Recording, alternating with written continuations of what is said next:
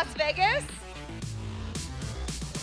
Man, International Fight Week is always the best time of the year for us. We appreciate all of you coming out. We have an amazing Q&A for you today. Just a reminder, there are microphones in different sections. So media, I believe you have 3 microphones. So if you want to start lining up, the fan sections have one on each side of the arena. So if you have questions for any of our great athletes today, make sure you line up. I can't promise we'll get to them all, but we will do our very best. Just a reminder, please don't ask for tickets or autographs or pictures. Hopefully, the athletes will be able to hang out after this Q&A and maybe we'll be able to get, excuse me, some of that done for you. But you came here to hear from this amazing panel today. So without further ado, it is my honor to introduce our first guest today because he is now officially a UFC Hall of Famer. He was inducted last night. The UFC's first ever lightweight champion, Jens Pulver.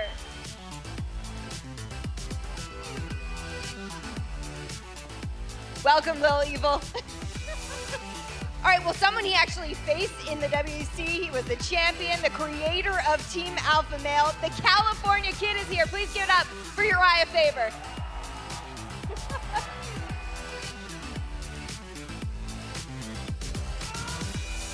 Sporting a tremendous beard, the former light heavyweight champion who is now killing it in the coaching game. I am sure we will see him inducted into this UFC Hall of Fame sooner rather than later. It's Glover Teixeira.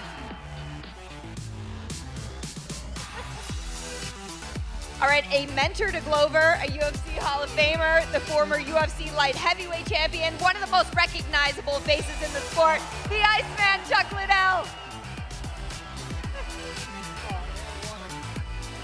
And last but not least, the former welterweight champion and one of the most talented 170-pounders in the entire world, a future Hall of Famer for sure, the Nigerian Nightmare, Kamaru Usman.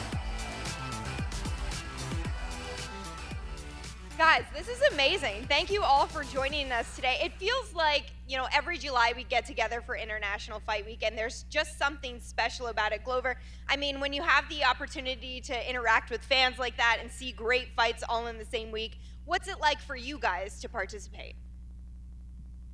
Oh, it's amazing. I'm blessed to be here, and I'll be here and with all those guys over here, seeing Chuck. All the time I was on the other side, seeing Chuck doing all the interview and be able to be here with him, it's incredible. It really is. And last night we saw Jens Pulver enter the UFC Hall of Fame. Jens, you gave an incredible speech.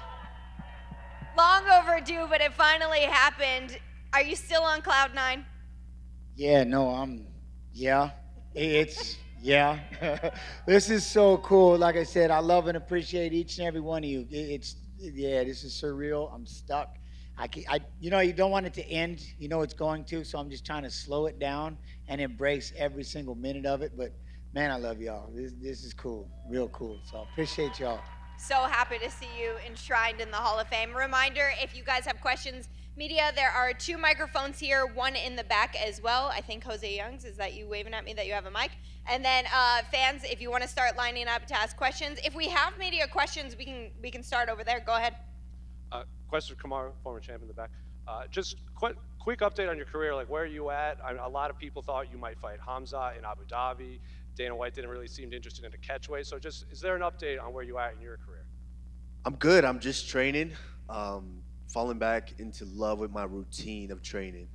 I mean, the last couple of years was just kind of chaotic, here and there, but falling in love with that routine again. But just like you, I thought I was going to be fighting Hamza too. So, we'll see what happens. Was there any reason why that fight didn't happen? Because it seems like it was only a matter of time before that was going to be announced. I mean, there's a lot of logistical things, not necessarily on my end, of why it didn't happen. Like I said, I'm up here. I'm looking good, feeling good. I'm ready to fight. And obviously, Dana has made it known that he wants Colby Covington to now fight Leon Edwards for the welterweight title. So I'm curious, what do you make of that fight, and how do you think it plays out? It's a good fight. I think both guys are very talented. Both guys present different challenges. So, I've whipped both of them at least once or twice. So, we'll see who wins that. Question for Chuck Liddell and Glover Teixeira. Want to know your thoughts on Alex is moving up to light heavyweight. Obviously, he's going to fight later this month against Jan Blachowicz. So I'm curious, what do you think fans can expect to see from him at 205 pounds? I'll defer to Glover, but yeah, he's a big boy, man. That's a tough cut for him. I was shocked he made it. I'm like, he's got man. He can cut. He can cut weight, man. Yeah, I'm happy. I'm happy that he's going up because all the way cut eventually gets to you, and he's a pain in the ass, like Adesanya say. For anybody that fight that guy, he hits like a truck, man. Especially now, 30 pounds heavier, it's gonna be good. Yeah, when I first met him, I'm like, this guy's a 185 pounder. Yeah, he's a big boy. When he would tell us how much weight he was cutting during our fighter meetings just 2 days before weigh-ins, it was incredible to see that he made weight every time. I mean, we would sometimes be like, how's he going to do it? And he still did. So it'd be so interesting to see what he looks like moving up. Great question there. Do we have any more from the media? Yep, go ahead. First one for Kamaru Usman, please. This week, John Jones and Israel Adesanya looked to squash their beef. I'm curious your thoughts on that and if you'd seen any of their posts online. I think it's great. I mean, they're guys that I love. I love to watch them. I love to, be around them. I've spent time with both. I've known both for an extended period of time. So that's good. I mean, that's just what this sport needs. I mean, don't get me wrong. When we step inside that octagon, our job is to put hands on each other, and it needs to stay there. That's what defines us as competitors and real men. We get in there, we settle our beef inside that octagon, we walk out safe and sound. So I'm very, very happy to see that. I still love to see the fight, though. It'd be nice. And of course, Robbie Lawler will be fighting for the last time this weekend at UFC 290. I just wanted to ask everybody on the panel their thoughts on Robbie Lawler and his impact in the UFC and then in the sport. But if I could start with Jens first. Yeah, that's the Bob, man. I love him to death. I've known him since he was 17 years old, and it's just incredible, just his career. Yeah, I always laugh about this. He was my roommate, and he used to always wake me up in the middle of the night. We'd sit there and play the football seasons. We didn't play against each other because he'd destroy me, so we'd have to play our seasons, and we'd meet up in the Super Bowl or something, and he'd wake me up in the middle of the night. It's your turn. I'm like, Bob, really? It's your turn. I'm like, all right, so I had to go play my game so he can come back, and it was just a lot of fun to train with him day in and day out. We were big fans of boxing, always studying movements, always, just working on that stuff constantly. And just to see his career, it's unbelievable. I love him like a little brother, and it's surreal that he's got one fight left. Like it's just, I remember like it was yesterday when he started. So it's pretty cool. Yeah, Lawler, what a legend. I mean, I remember being in the nosebleeds, watching him fight in the early days of UFC, and I was, kind of late to the sport. I graduated college first, and watching him go all the way through his career and now continue to fight and be relevant and be dangerous and be scary, it just says a lot about him as an individual, and I can't wait to watch him fight tomorrow. It's going to be nuts. Yeah, man, it's amazing. He's one of the toughest guys out there. Old school, go out there and leave everything he got in the octagon. It's amazing to see him fight again, and last time too, because I love Robbie Lawler, man. He been in some brawls. Yeah, man, I can't say much about enough about how much watching him fight, man. He can take a beating, give a beating, keep coming. You think they got him, and he keeps coming back. So he's a tough guy, fun to watch, always exciting. Yeah, Robbie's the definition of what it is to be just a fighter. He's not necessarily the trash talker or this and that, but you know what you're going to get from Robbie Lawler every time he steps into that octagon. And I think the UFC and the world of MMA is going to miss him very much. It's very true. And if I could also get a prediction of how you guys think the main event is going to go down between Alex and Yair. I have no prediction. I think that's a wild fight right there. Yeah, I was thinking about that also. Volkanovski, he's just built for combat and built for being a grinder. And Yair, I watched a highlight the other day of all the tricks he does. I mean, talk about a magician in there. That guy is an artist, like a real artist, and at any point he could catch somebody slipping on the button. So it's a coin toss for me. If I go with gut instincts, I think Volkanovski may grind it out. But if it's a finish, I think it's Yair. A strong contingent from Mexico in the building today. Just last one. Last question, please, for Glover. GSP announced that he's making his return. He's going to be competing at the UFC Fight Pass Invitational. Of course, you recently fought there too. Just wanted your thoughts on how you think he will do and who you would like to see him up against. Yeah, I love the event. By the way, it was I love the rules. It's gonna make more excited and see GSP back. It's gonna be amazing. I was just talking with the guy back over there, and I'd love to see him against Gilbert Durinho. That'll be a nice match to come back. Gilbert Durinho. All right, let's go down to this microphone. Hi, question for Chuck. It's the 30th anniversary for UFC. You've been around this organization since its inception. How has MMA changed as a business for the better for you, and what do you think it needs to go back to? Well, I would say change for the better. I mean, it just got more exposure. We got more events, more chances to fight, more people involved. Sport's been growing. It started out we were fighting to get for I think it first started fighting when the home run was making $50,000 a fight. The top guys were making that. I mean, it wasn't much. Maybe a little more, but I think the first UFC contract I was offered was 1-1, 2-2, 3-3. We're talking $12,000 a year if I win all 3 fights. I turned it down. Dana was my manager at the time. Turned it down, but anyway, it's come a long way as far as guys opportunities for people, training, way guys train, sports. It goes up and down ways, and I think right now it's great. I mean, I think the guys were playing at Teixeira for a while, but I think guys like it started. I mean, they stopped doing that after a while. It seems like most guys are out there fighting, trying to win. So it's been exciting, and I think it's in a great place right now.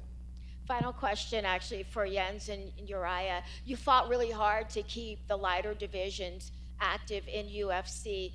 Looking back and where the division is now, was it worth it for you?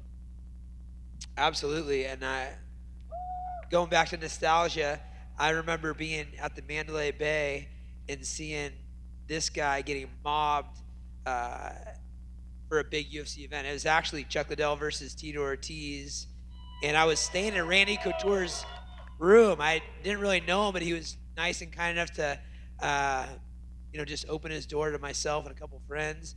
And I remember watching Jens, and I remember seeing Chuck and Tito, and just to look back on the whole thing and know that we all had a part in it is really awesome. And it wasn't a thoughtful process. It was about just following our passions and believing in the sport.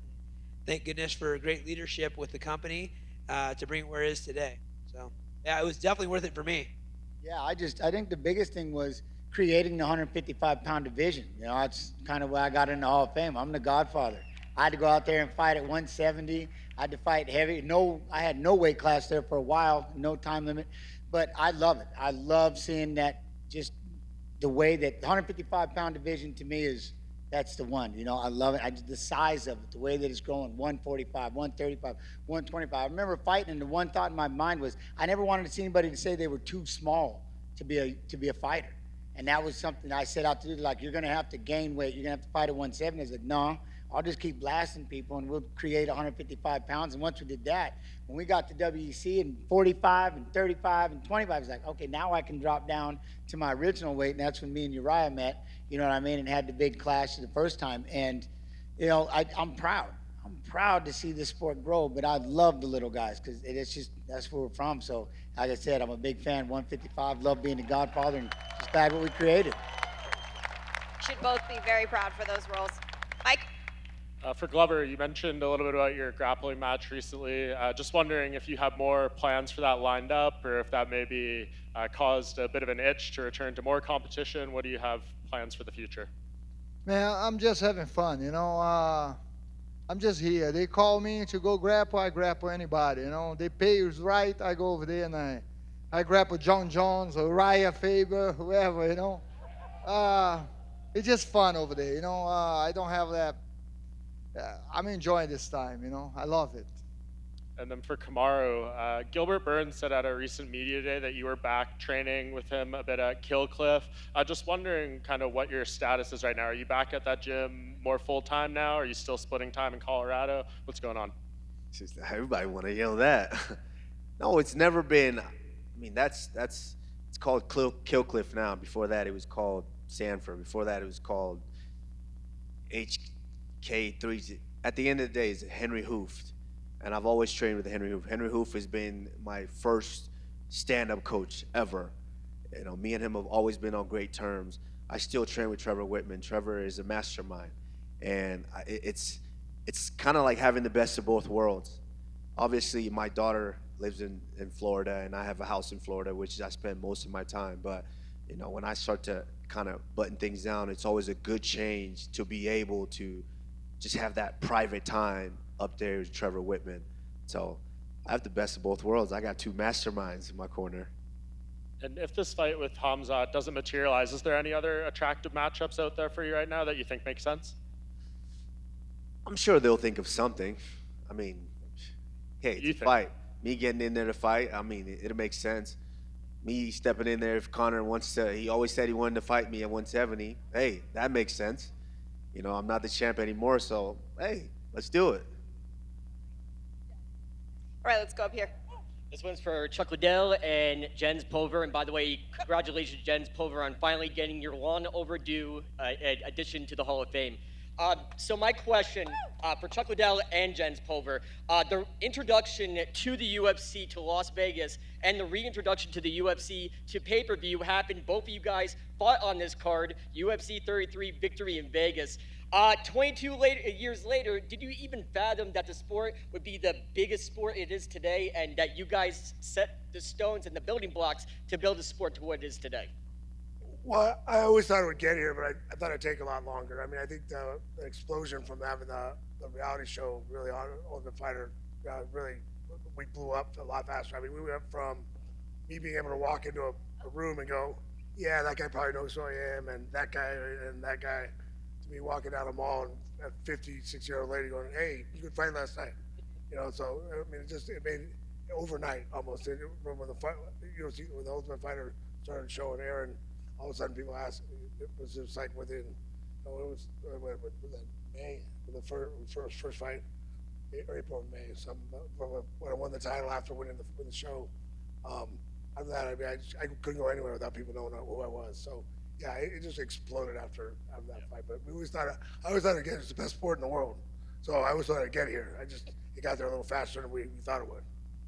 I knew that this sport was going to blow up. That's why as soon as I graduated college, I made a promise to my mom, graduate college, as soon as I did, I was going to start fighting. It was only legal in 3 states, blacked out, kept alive on the internet with the underground forum, literally, you know what I'm saying? And then you knew it was going to explode. But when Zuffa, when they came in and they bought it, I knew this was going to explode. I knew it was going to get big. And then, like Chuck said, I didn't know that it would go this fast, but it was inevitable. This is the greatest sport on the planet. How could you not love it? And the UFC's a savage. I mean, it's beautiful. I get goosebumps just thinking about it. I love this place. I love what they've done. But I knew once they bought this UFC and they got in Vegas, I was like, it's inevitable. So it was crazy the first time we got to go here and fight. I was like, man, you're just waiting from being in Louisiana and some of the places we had to fight old school, you know what I mean? And it was like just a reunion. And everybody getting to hang out, the same fighters kind of doing their thing. And then, like I said, once we started getting there in the Ultimate Fighter, the way that it took off, you just knew that this sport was going to explode. You knew the UFC was going to be massive. And that's why I wouldn't say I gave up everything, but I gave up everything because I knew that this is what I wanted to be and what I want to be a part of for the rest of my life. Awesome. And one more for Jens Pulver. Your entire career is a Rolodex of classic matches and fights. My favorite fight of yours is you versus Carlo Uno. But if you were going to show a casual fan one of your fights to introduce him to the sport, what fight would it be? You know, if it was, man, the one thing is I would show, oh man, there's a few I would say, but obviously Uno because winning the belt, that's a big one. Alfie Alcaraz because that was the first time we were actually we both agreed to fight at 150, we were going to weigh in 155 pounds. We fought at 170, and that's even how we introduced the idea of getting ready to fight the little guys. Alfie You know what I'm should have been a saying? 125 pounder. Yeah. And He that's, was we were at both, we were 125. little. Yeah. So we Would have were been little and we beast. agreed to fight. I think we agreed to fight. He's a 118 pounder in college. Yeah, he was at Nebraska, right? Alfie Alcaraz. Yeah, he wrestled in Nebraska, I think. Oh yeah, he was a beast, man. Yeah, and so having that fight with him because we knew that was, you know, I mean, we're going to try to introduce this 155-pound division. So that was really cool for me. Obviously, that was a big moment, winning the belt. The fight with BJ Penn the first time was a monster because I was an 8-1 underdog. And the way that he exploded onto the scene, he was the most decorated American Jiu-Jitsu athlete ever. You know what I'm saying? And so to have him go out there and to fight him, that was another monster. Plus, it was the first time 155 pounds was the main event of a pay-per-view in UFC history. And it might have been we were pioneering another one, so that was big. Let's go back here. All right, question for Urijah Faber. You've achieved incredible success as a fighter, now as a coach. What would you say are your proudest accomplishments as a fighter and then as a coach? I feel like, you know, I get a lot of credit for, you know, being one of the pioneers of the lighter weight divisions, but guys like Jens, Kid Yamamoto, rest in peace, he was a guy that I would always hold on a pedestal. It was really a big name back then.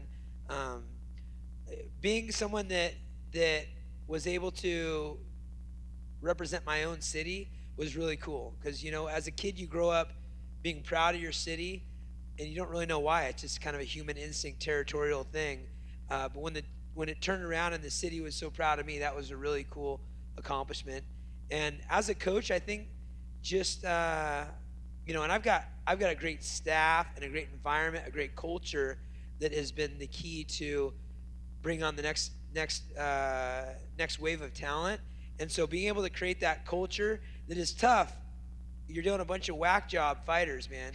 We're not normal people. So, you know, creating a team environment is something I'm very proud of because it's difficult. And as you've seen, the drama's great throughout the years.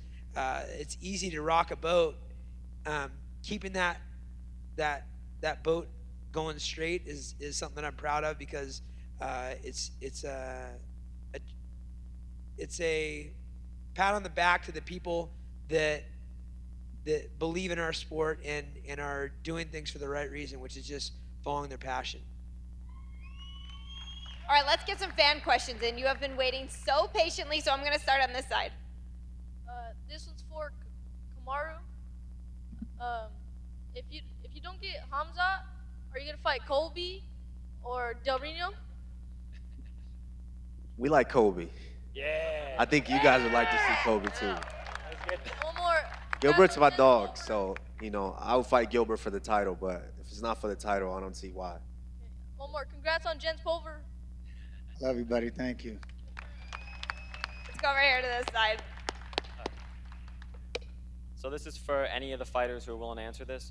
So you always see when fighters walk out, you see there go the red corner or blue corner. Is there a mentality difference between being in each corner?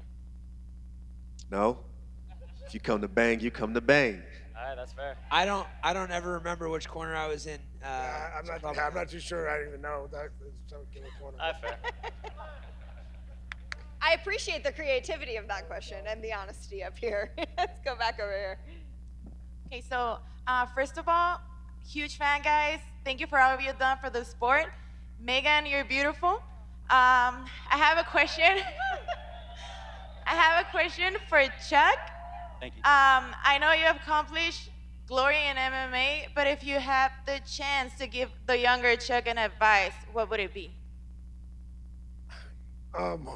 What I always say is go out, find a good gym, and enjoy it. Go find the place where look. Like I tell people, parents to look at the gym and see how good they are. I mean, get some recommendations. We get people to teach kids and make sure they're having fun. Because if you don't like it, if you don't enjoy it, you're never going to get good. You got to learn to love it. I mean, if you don't love this sport, not out there love. It's a tough sport to be in. Thank you. And one for Glover. What would it mean for you to be a fighter? I don't know. It's a dream, you know. I dreamed to be a professional athlete when I was a kid, and I was not very good in all the sports, so fighting was the only thing that become good. This guy helped me a lot, you know. He was there in my first fight.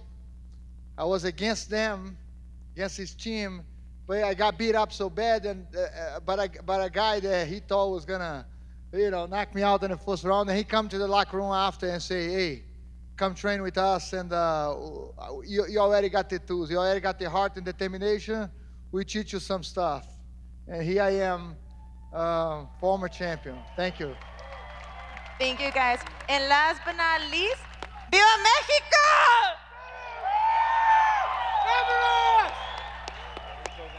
Let's go down here. All right, this question is for Kamaru, right over here. Kamaru, a lot of times throughout fighters' careers, they believe that they're the champion before they actually have the physical belt.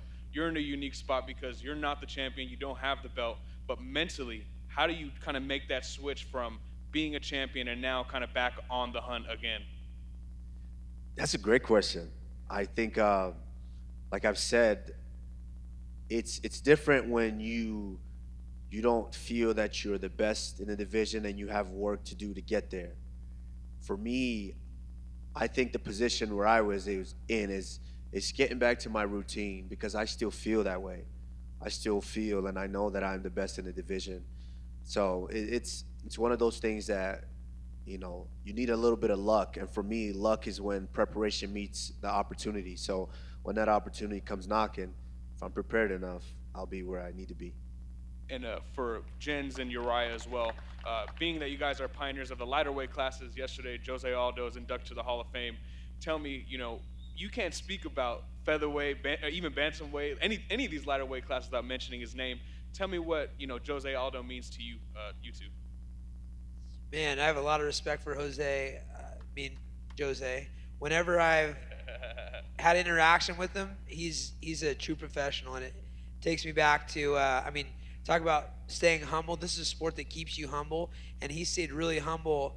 I think he went 12 years undefeated before he was dethroned, and so he comes from very humble beginnings, and he's a true champion.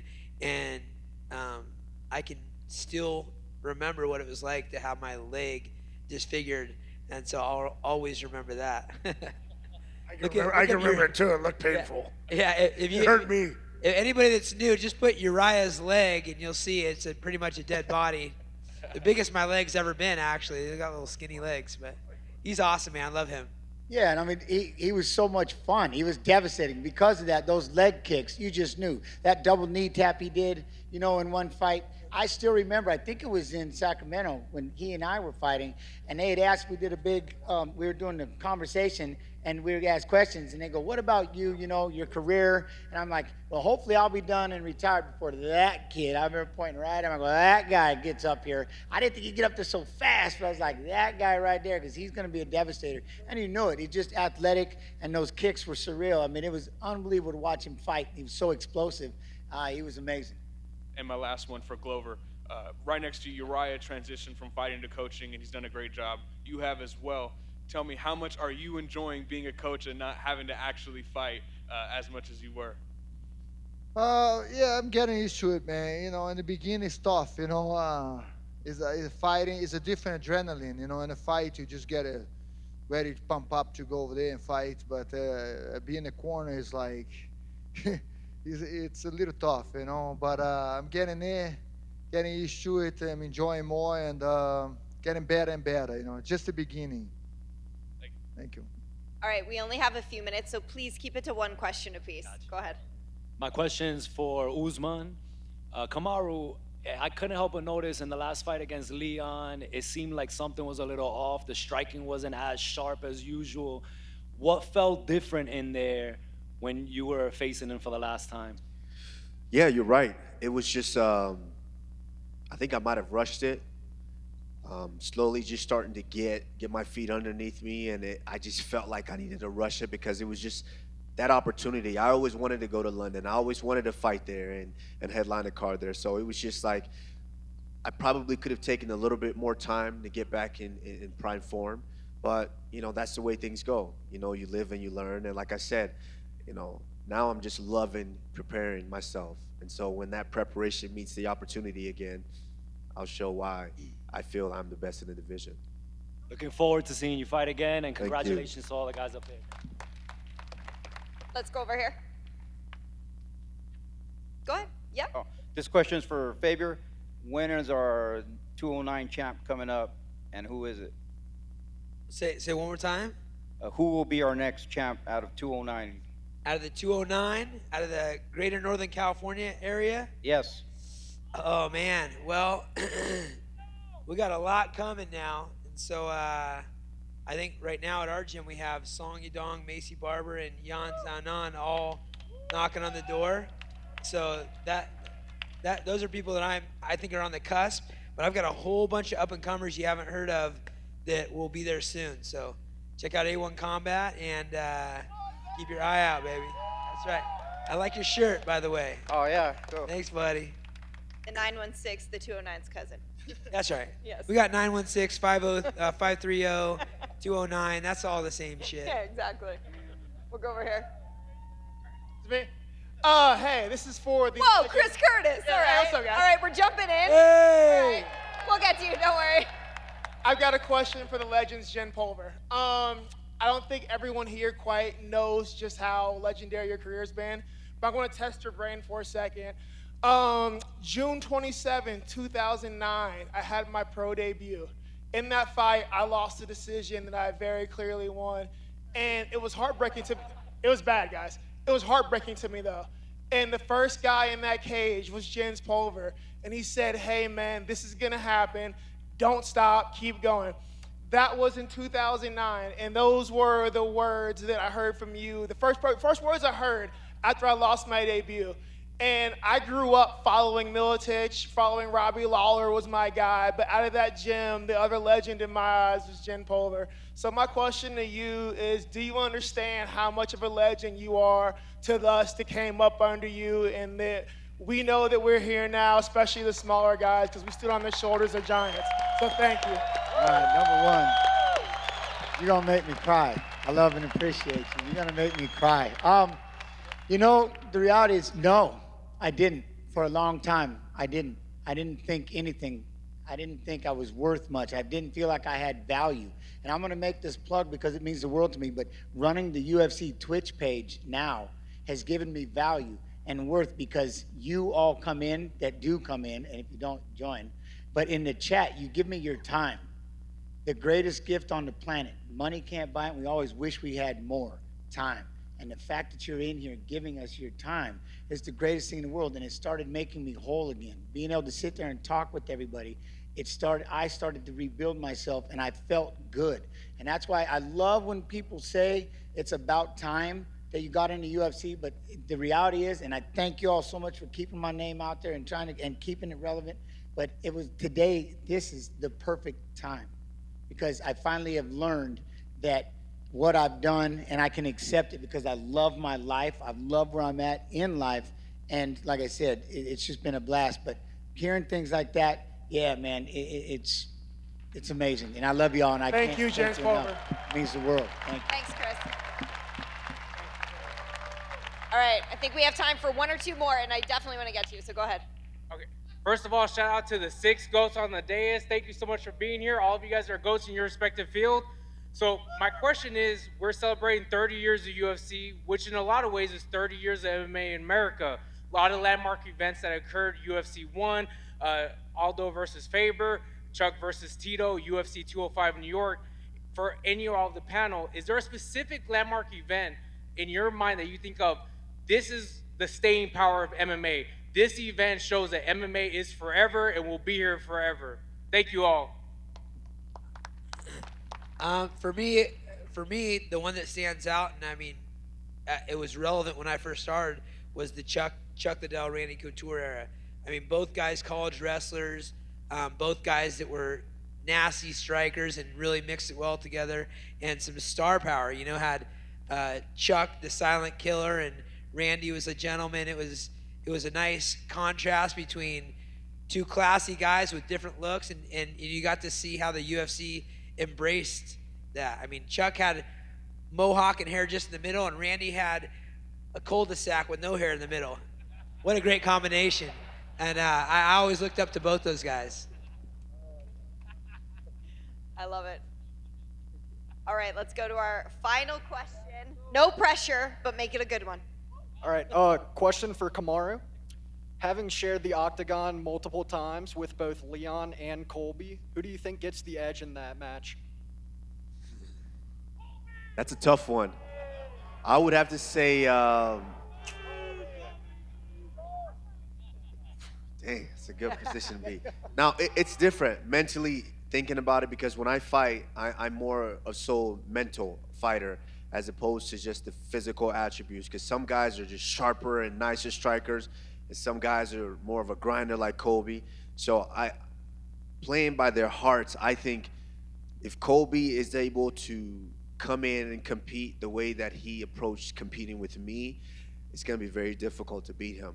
I think he's very talented, but Leon is a dangerous striker, so you never know.